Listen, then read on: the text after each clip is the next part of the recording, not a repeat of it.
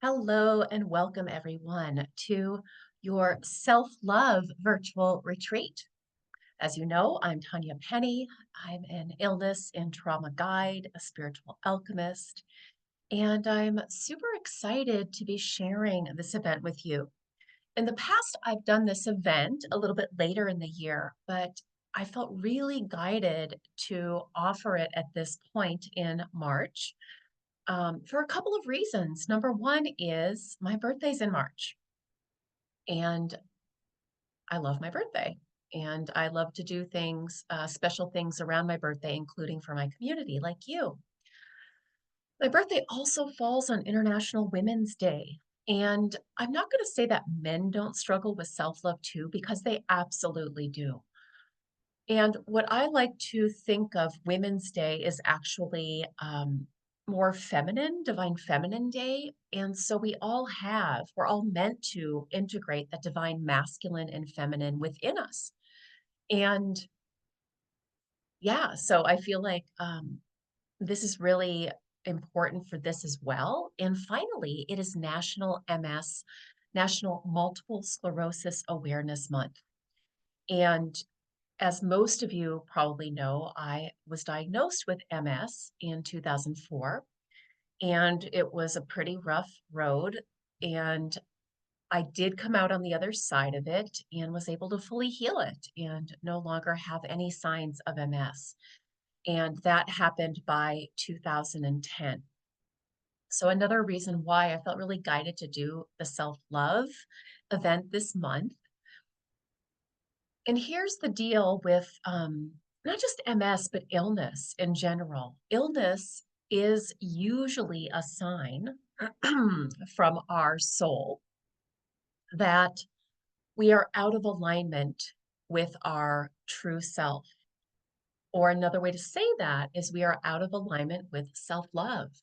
I do believe every single person on the planet at this time is meant to let me back up a minute. We always want to know, what is our purpose? What is our purpose?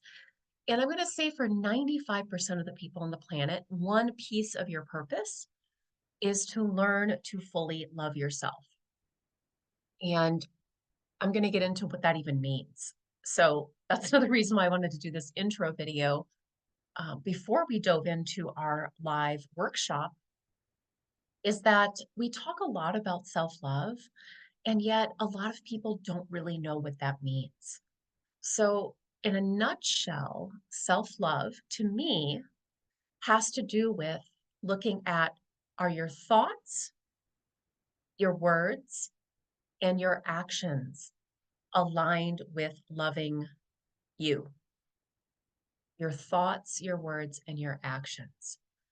And I also, and we're going to get into this deeper in the workshop, is we look at all areas of your life and how does self love look? And it's going to look different for every single person on the planet.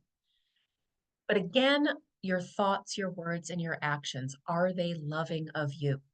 So many people that I work with, like myself, are so good at giving to other people, are so good at giving love to other people, and yet they suck at giving love to themselves. I was one of those people. So, one of the things I'm going to invite you to do right now with compassion and curiosity is, and this might be my occupational therapy background, but on a scale of 1 to 10, I'd love for you to take a moment. 10 being, I love myself 100%, Tanya. 0 being, oh my God, I have a long way to go. So if you just check in now, and we're going to be doing this later again, but just for now, where are you on the self love scale, the self love meter? 0, none at all. 10, 100%. And we're not doing this to beat ourselves up further. We are doing this just to get some clarity, some awareness. If we're not aware, we can't change anything, right? Awareness is key to changing anything. And then we need other things as well. So, another question I want to answer right now is, why do we not love ourselves? Why is it so hard? Right? I've been working on self love, and mind you, I started on a scale of 1 to 10. I was probably at a 1. I had really negative thoughts about myself, very self critical. Words, I called myself stupid all the time. I would actually hear myself saying that, and my actions did not come from a place of self-love. They came from a place of self-sacrifice, um, often self-harm, putting myself in toxic continuously putting myself in toxic relationships, staying in toxic relationships, um, not receiving the money that I really deserved to receive, overgiving to others. So yeah, it was pretty bad, and it wasn't. I did struggle with anxiety and depression and eating disorders and things like that. And then my final 2 by 4, as I said earlier, was when I was diagnosed with MS, and that was when I was 29 years old in 2004. Fast forward to today. I am 49 years old today. I'm actually recording this on my birthday, and I felt also really guided to wait to do it till my birthday. Wow, 20 years. 20 years um, since I was diagnosed with MS. And I'm also in Mount Cook um, National Park in New Zealand right now for my birthday. Part of my self-love was going with my sweetie on this trip. So it felt really important. If you're wondering why you're not seeing some of my normal background, I'm in a hotel room right now. Um, but yeah, so why is it so hard for us to love ourselves?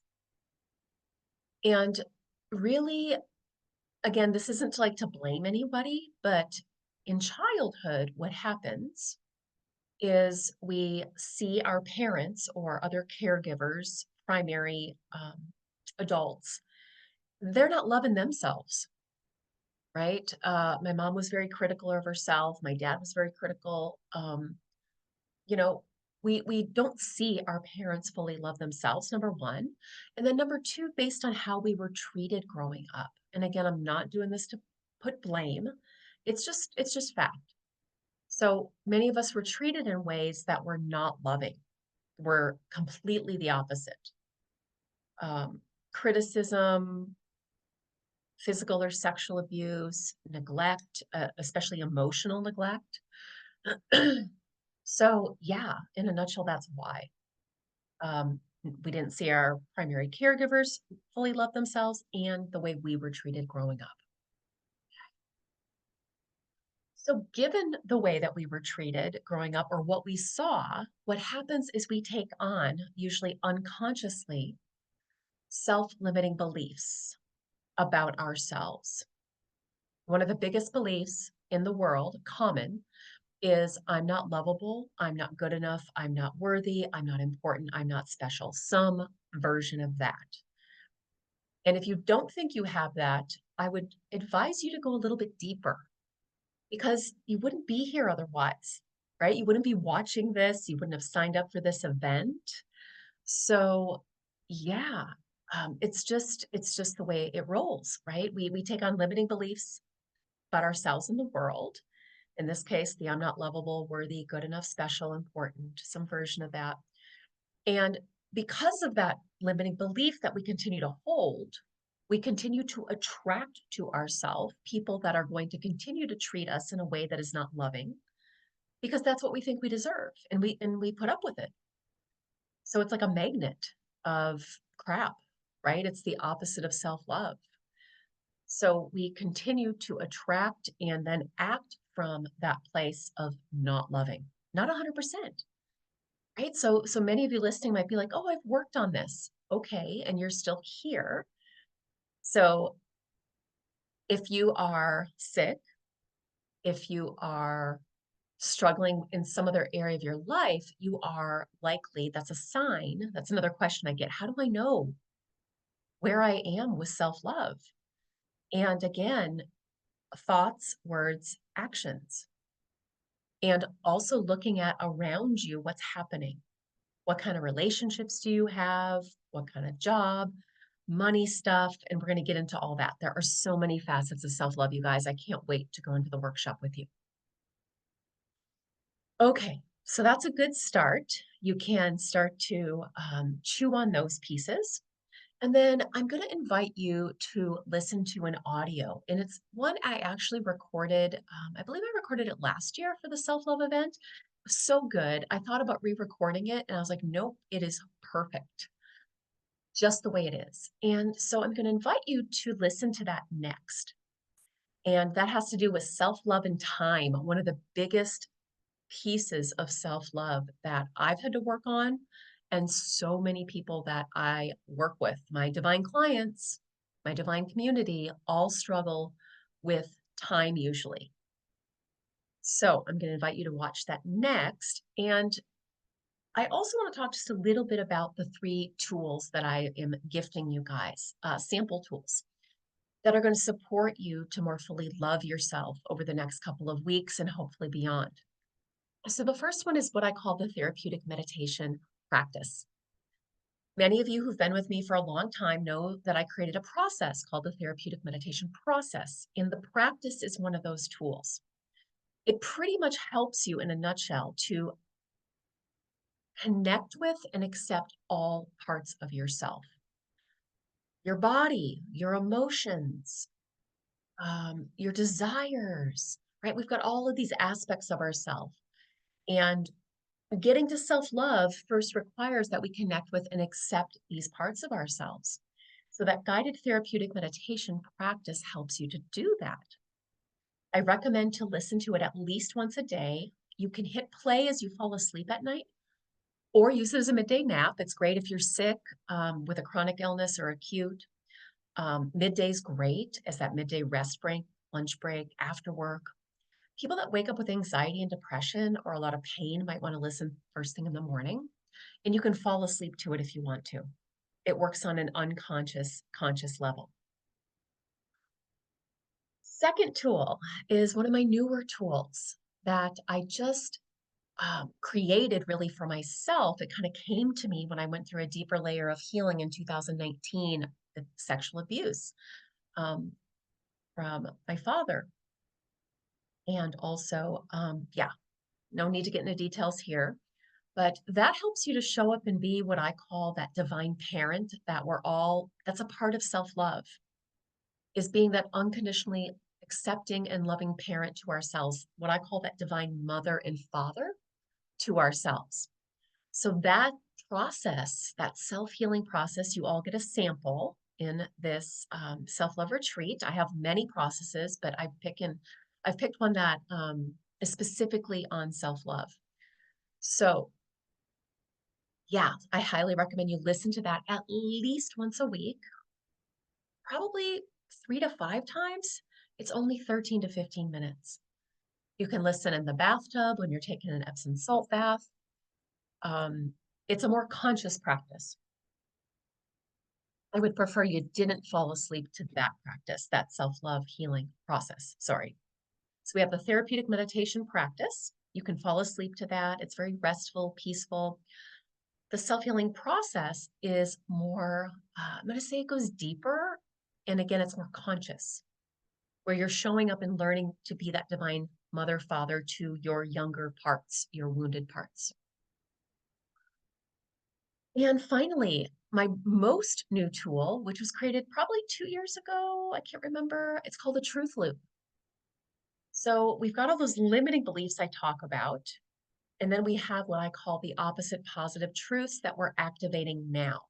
Maybe they weren't true in the past, maybe they were and we didn't know it. But the guided meditation helps you to do that. The process helps you to do that. But then the truth loop is specifically just working with the truths. Okay. The other two help you to show up for the part of you that took on that limited belief, the not good enough, special, important, lovable, worthy, etc. So I think I've covered everything that I wanted to in this intro video. And again, I invite you to next move to listening to the self love audio on time, self love and time. And then, of course, put it in your schedule and join me for that live workshop that's happening in a few weeks. The date's going to be in the email. And yeah, I would love one of my favorite things is to not just talk at you, but have you show up live and actually give you guidance and healing, and, I love that. It's one of my most favorite things to do. So I'll be picking anywhere from 2 to 4 people during that live workshop to take you through a process to support you to clear out anything that is not self-love and totally infuse and activate that self-love within you. Okay? No matter where you are in your self-love journey, it's going to be amazing. Feel free to share this event. This event is completely complimentary. So please feel free to share this event. Again, I'll put the information to share it um, with family, with friends, with coworkers. You know, I do believe that this is our mission. One of my missions is to not only fully love myself, but then to support others to do the same. People like you. And I do believe as well that we're here to do this for ourselves, but doing that is going to help heal the planet. So this is really important work. It's not easy all the time. It can feel complex. And I understand. I have been there. I have been in the depths, the dark, non-self-love place, self-loathing and hatred and all that. All right. Sending you guys so much love. And I'm so excited to share this with you. And I'll see you live soon. All right. Bye.